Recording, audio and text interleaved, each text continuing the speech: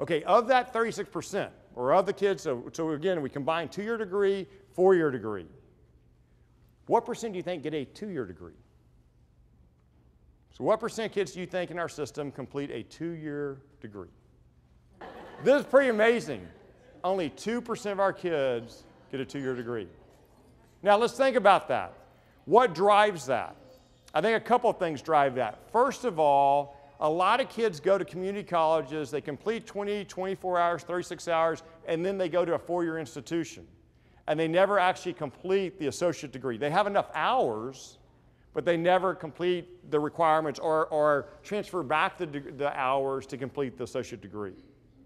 There are a percent of kids who start in community colleges, and because they're not prepared academically, they struggle and never complete the associate degree.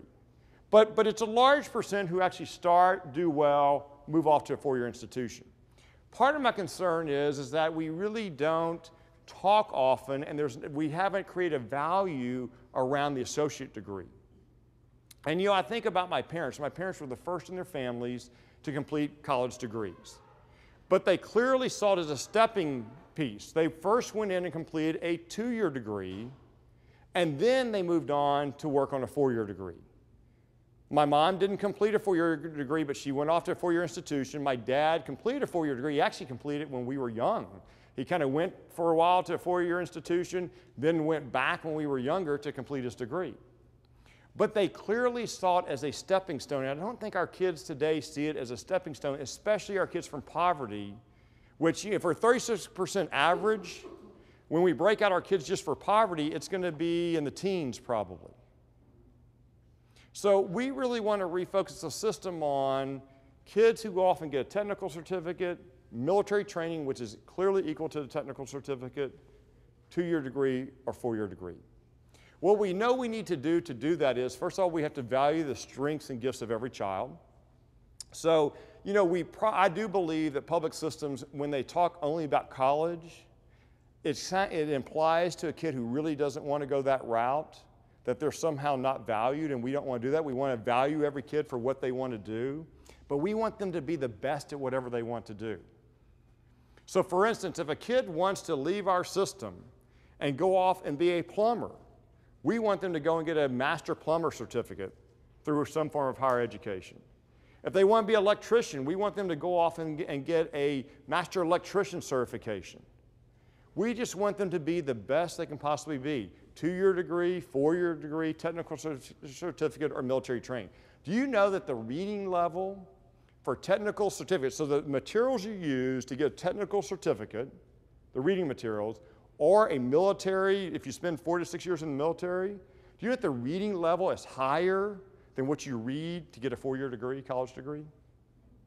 You have to have a higher reading level. The materials you're going to read are more difficult to read than the materials you read, the literature you read, the textbooks you read to get a 4-year degree. And so clearly what we want to focus on is preparing our kids for the future. Also, I think it's very, some people say, well, but that's talking about what happens with kids when they leave us. Well, our sophomore in college, when we dropped him off last year in his freshman year at the University of Oklahoma, when we dropped him, by the way, I'm a Longhorn, so it's really hard to drop your kid off at the University of Oklahoma. But when we dropped him off, as we're driving away, it really hit me that I focused on the wrong thing for 18 years with him. I focused on making sure the time he had with us was as enjoyable as possible. What I should have been focusing on is preparing him not to be with us. I really believe as parents and as a school system, our real gauge of success is not how they're doing with us, which is how we look at everything today. It's how they're doing when they're not with us. It's how they're doing when they move from our pre-K centers to elementary campus. It's how well they're doing when they move from an elementary campus to a middle school. It's how well they're doing when they move from middle school to high school. It's how well they do when they move from high school into some form of higher education.